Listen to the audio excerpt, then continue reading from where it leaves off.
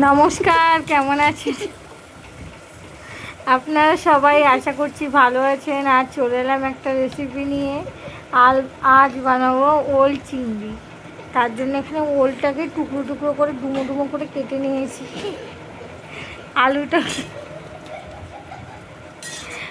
আর এবার আলুটাকে ওখানে চৌকো চৌকো করে কেটে নিয়েছি। আর এদিকে কড়াইতে জল বসিয়ে ওলটাকে ভাপাতে বসিয়ে দিয়েছি। ওলটা 50% মতো সেদ্ধ করে নেব। আর চিংড়ি মাছটাকে ছাড়িয়ে রেখেছি, ধুয়ে ভালো করে ওলটাকে ভাপ দিয়ে জলটা ঝরিয়ে নিয়েছি। ওই কড়াইয়ের ওপরে দিয়ে দেবো তেল।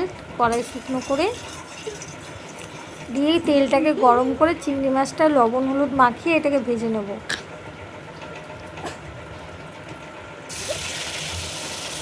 দিয়ে দিচ্ছি তেলের ওপরে চিংড়ি মাছ দিয়ে এবার এটাকে একটু নেড়ে চেড়ে, বেশিক্ষণ ভাজবো না, অল্প কিছুক্ষণ ভেজে এটাকে তুলে রাখবো। আমি এখানে কুচো চিংড়ি দিয়েই করছি, আপনারা চাইলে বড় বড় বাগদা চিংড়ি দিয়েও করতে পারেন। আর এবার ওই মাছ ভেজে তুলে নেওয়ার পরে ওই তেলের উপর দিয়ে দিয়েছি জিরে ফোড়ন, তারপর দিচ্ছি 4 টুকরো করে রাখা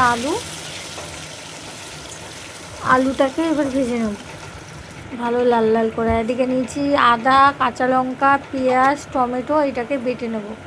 এটার মধ্যে কিন্তু আমি রসুন দিচ্ছি না, আপনারা চাইলে পেঁয়াজটাকেও স্কিপ করতে পারেন। তারপরে ওইটাকে বেটে নিয়েছি, বেটে নিয়ে এবার ওর মধ্যে দিয়ে দিলাম পরিমাণ মতো জিরে, হলুদ গুঁড়ো, জিরের গুঁড়ো, লঙ্কার গুঁড়ো, তারপরে দিচ্ছি টক দই, লবণও দিয়েছি। আর টক দই দিয়ে এটাকে ভালো করে মশলাটাকে কষিয়ে নেব।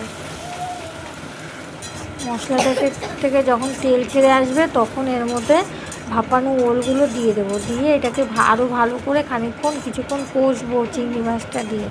আমার ভিডিওগুলো যদি আপনাদের ভালো লাগে অবশ্যই like, comment, share and follow, subscribe করে আমার পাশে থাকবেন। আর আমার ভিডিওগুলো কেমন লাগে অবশ্যই কমেন্ট করে জানাবেন। কিন্তু এই মশলার থেকে তেল ছেড়ে এসছে, এবার এই ভাপানো ওলটা দিয়ে আরও খানিকক্ষণ কষিয়ে নেব। কষিয়ে যখন দেখবো যে শুকিয়ে শুকিয়ে এসছে, তেল ছেড়ে এসছে, তখন চিংড়ি মাছগুলোকে দিয়ে আর পরিমাণ মতো জল দিয়ে ঢাকা দিয়ে দেবো। আর এইভাবে ওল চিংড়ি করে খেতে কিন্তু দুর্দান্ত লাগে।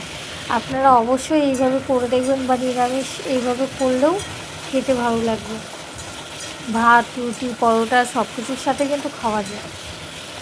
আর খেতে কিন্তু আমার ওল খেতে কিন্তু খুবই দুর্দান্ত লাগে। আপনাদের কেমন লাগে অবশ্যই জানাবেন।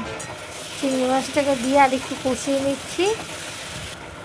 কষিয়ে দিয়ে দেবো পরিমাণ মতো জল। দেখুন কষা হয়ে এসছে, মশলাটা কড়াইয়ের গায়ে লেগে যাচ্ছে। এবার দিয়ে দেবো পরিমাণ মতো জল। আমি এখানে ঠান্ডা জলই দিচ্ছি, আপনারা চাইলে এর মধ্যে গরম জলও দিতে পারেন। আর যে যেমন পরিমাণে ঝোল খাবেন বা শুকনো শুকনো খাবেন সেই পরিমাণেই জল দেবেন, কারণ ওলেও খানিকটা জল টেনে নেবে তরকারিটা ঠান্ডা হওয়ার পরে। তাই আমি একটু বেশি করেই জলটা দিলাম। এখন কি সুন্দর টকবগিয়ে ফুটছে। ঘোড়া নাকি টকবক টকবক, বদমাস কোথাকার। এরকম কত সুন্দর ফুটে এসছে।